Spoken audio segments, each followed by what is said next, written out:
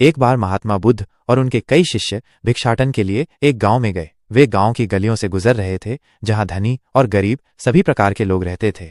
एक बहुत ही गरीब और बूढ़ा भिखारी नीचे बैठा था। वो कई दिनों से भूखा था और उसके पास खाने के लिए कुछ भी नहीं था। उसकी हालत इतनी खराब थी कि वो मुश्किल से चल भी पा रहा था। बुद्ध के एक शिष्य ने उस भिखारी को देखा और सोचा, ये व्यक्ति इतना गरीब है कि इसके पास शायद देने के लिए कुछ फायदा। लेकिन बुद्ध ने उस भिखारी की ओर देखा और उसके पास रुक गए। उन्होंने भिखारी से बड़े प्रेम से पूछा, भाई क्या तुम भूखे हो? भिखारी ने मुश्किल से अपनी आंखें खोली और बुद्ध को देखा। उसने हाँ में सिर हिलाया। बुद्ध ने अपने शिष्यों से कहा, क्या किसी के पास कुछ है जो इस भाई को दिया जा सके? एक शिष्य के पास एक रोटी थी जो उसने अपने लिए रखी थी। वह हिचकिचाया क्योंकि वह जानता था कि अब उसे भूख लगने पर कुछ नहीं मिलेगा। लेकिन बुद्ध की करुणा देखकर उसने अपनी रोटी निकाल ली। बुद्ध ने वो रोटी ली और अपने हाथों से उस भिखारी को दी। भिखारी ने लपक कर रोटी ले ली और तुरंत उसे खाने लगा। उसकी आंखों में आभार के आंसू थे। एक साधारण सी रोटी ने उसे जीवनदान दे दिया था। यह देखकर शिष्य ने बुद्ध से पूछा, गुरुदेव, हमने अक्सर देखा है कि आप धनी लोगों को आशीर्वाद देते हैं और उन्हें उपदेश देते हैं, लेकिन आपने एक ऐसे गरीब भिखारी को अपनी रोटी क्यों दी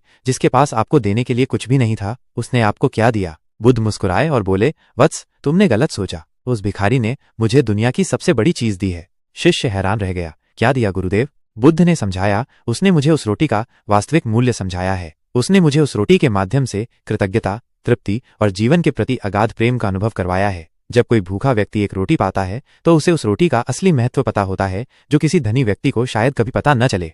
उन्होंने आगे कहा, देने का अर्थ केवल भौतिक वस्तुएं देना नहीं है। सच्चा दान तब होता है जब हम किसी की सच्ची आवश्यकता को पूरा करते हैं और बदले में हमें जो संतुष्टि और आभार मिलता है वही सबसे बड़ा प्रतिफल है। उस भिखारी ने मुझे जो संतुष्टि दी वह किसी भी धन से कहीं अधिक है। इस कहानी